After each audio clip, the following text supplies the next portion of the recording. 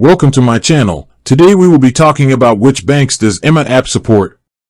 Emma is a money management app that supports most banking providers in the UK, US, and Canada.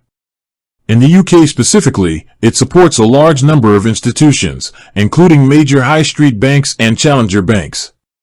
Examples of supported banks and financial institutions in the UK include Allied Irish Bank, GB&NI, American Express, Bank of Ireland UK, Bank of Scotland, Barclays and Barclaycard, Capital One, Chase, Cooperative Bank, First Direct, HSBC, Halifax, Lloyds Bank, Marks and Spencer, Monzo, Nationwide Building Society, NatWest, PayPal, Revolut, Royal Bank of Scotland, RBS, Santander, Starling, Tesco Bank, TSB, Ulster Bank, Virgin Money, Wise.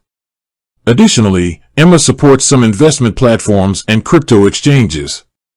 Disclaimer: the list of supported banks is extensive and subject to change as Emma continually adds new integrations.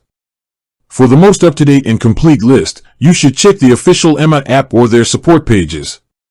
The Emma Money Management app offers a comprehensive view of your finances by connecting to a large number of banking providers. This feature allows users to track their spending, budgets, and subscriptions across multiple accounts in one place. Emma is designed to support most banking providers in the UK, the US, and Canada. This wide integration means that whether you use a major high street bank, a popular digital-only challenger bank, or a combination of both, you can likely link your accounts to the app.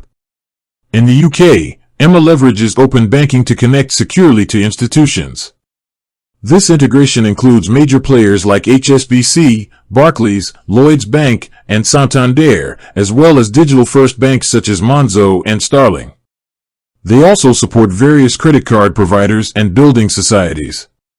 By supporting a broad range of institutions, Emma aims to provide a true overall financial picture, helping users avoid overdrafts, cancel unwanted subscriptions, and manage their debt and savings more effectively. The goal is to act as your personal financial advocate. With that being said, thank you for watching. For more finance videos, kindly check my page. Please like, share, comment, and subscribe to my channel. Thank you.